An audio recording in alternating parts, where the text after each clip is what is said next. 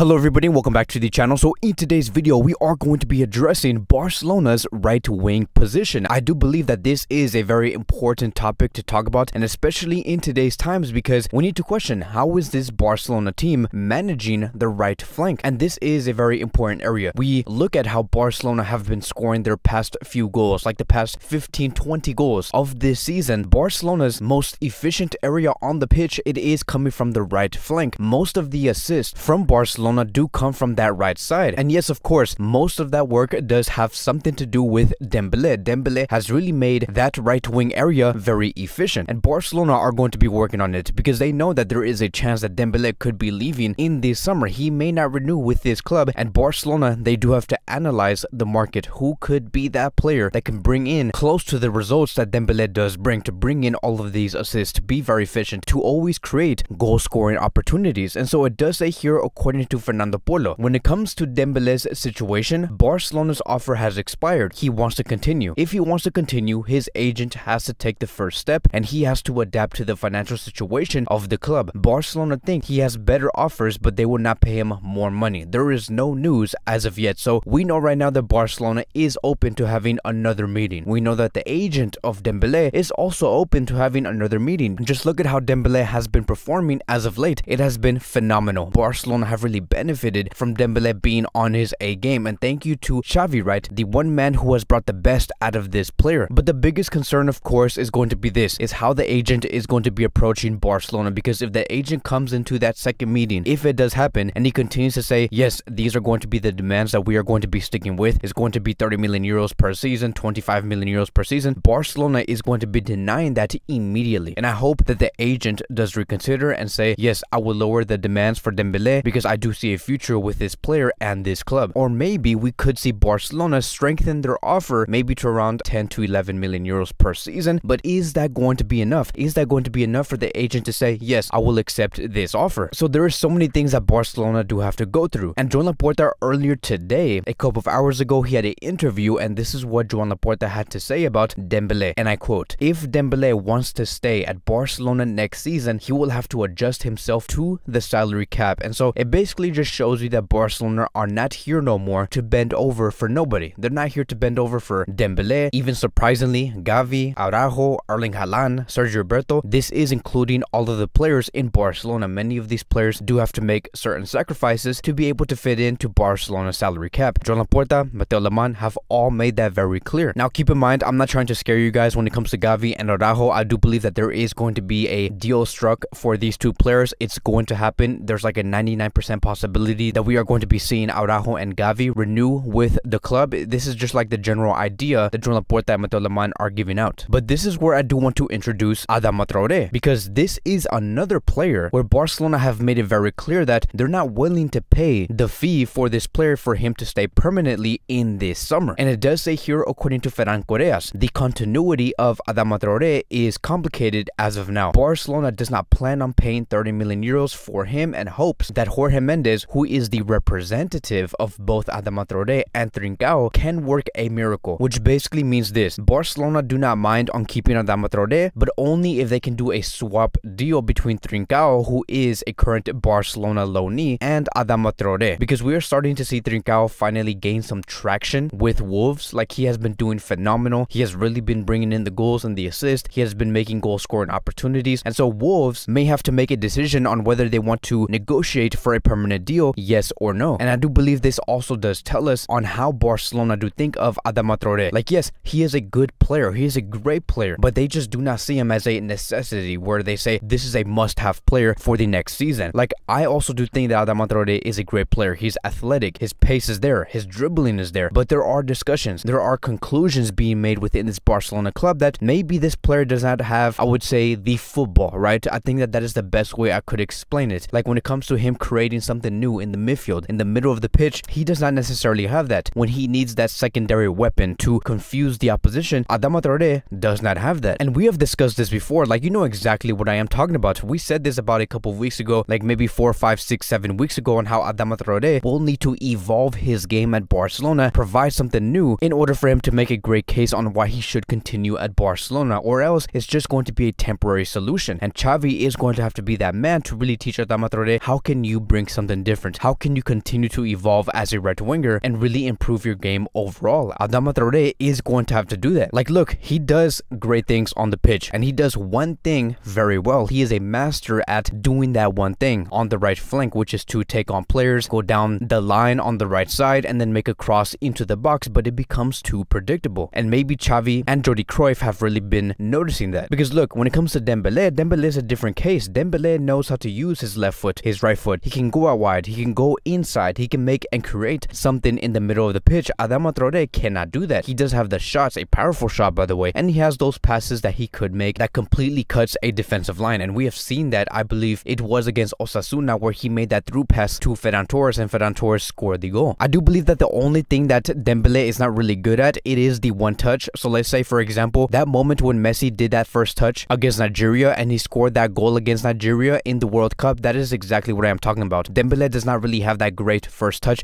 to set him up for a goal scoring opportunity, but that is for like a whole other different video when it comes to Dembele's skill set. I'm just going to be talking about that later. But one thing is very clear, right? Barcelona are already assessing and they're painting out a picture on what that scenario is going to look like for the next season when they do not have Dembele, right? What would that season look like if Dembele is no longer there, and how would Barcelona's attacking options would look like? And that is where I also do want to introduce Raphinha, because Barcelona is looking to have Raphinha completely replace Dembele only if he does not continue at this club no more. And so what is the latest regarding Raphinha? And so it does say here, according to Matteo Moretto and Fabrizio Romano, they have both stated, and I quote, "As of today, Raphinha is the best placed name within the club to ideally replace Dembele and strengthen the position on the right side. Deco, being his agent, is also helping this transfer go into full completion." Then Fabrizio Romano has stated, "Advanced negotiations between Deco and Barcelona for Raphinha, but talks between the clubs like Leeds and Barcelona won't start right now and will take some patience." And so Barcelona is focused. They're very focused on bringing in Raphinha as soon as possible. They do like this player. There is a 80% chance that this player here is going to be a Barcelona player next season. And of course, Barcelona again are going to be bringing in Raphinha if Dembele does stay or not. They're going to be bringing him regardless of whatever does happen. They want this player here immediately and ready for the summer. Now, this is a player that does have the capacity to do take-ons, take on players, create shots, dribble. He does have the skill set. He's very entertaining to watch. He's very versatile compared to someone like Adama Traore. Maybe Xavi does want to see a duel between Dembele and Raphinha on the right wing. It would be a great thing to see. And Barcelona have made their bid for 35 million euros. Now, there has been reports, right? This has only been a rumor that their bid has been rejected by Leeds and they are not accepting a 35 million euro bid for Raphinha. And the reason why is because Leeds actually value Raphinha at 70 million euros. Now, the only reason why Leeds are valuing Raphinha at 70 million is because they're still in first division. I do assume that once Leeds do go into second division in this season, that is when his value is going to be dropping, and many of these players are going to be having their values dropped overall. But for Raphinha, it could go down to 35 million euros, which would basically mean half of it, right? Half of what Leeds currently do value Raphinha, which is again 70 million euros. So you better bet that Barcelona are going to continue to try and lock down the deal of Raphinha once the Premier League is all wrapped up and Leeds finally know their situation, whether they're going to be in first division or in second division. But I really do hope that this does help you guys, so you guys can understand what exactly is going on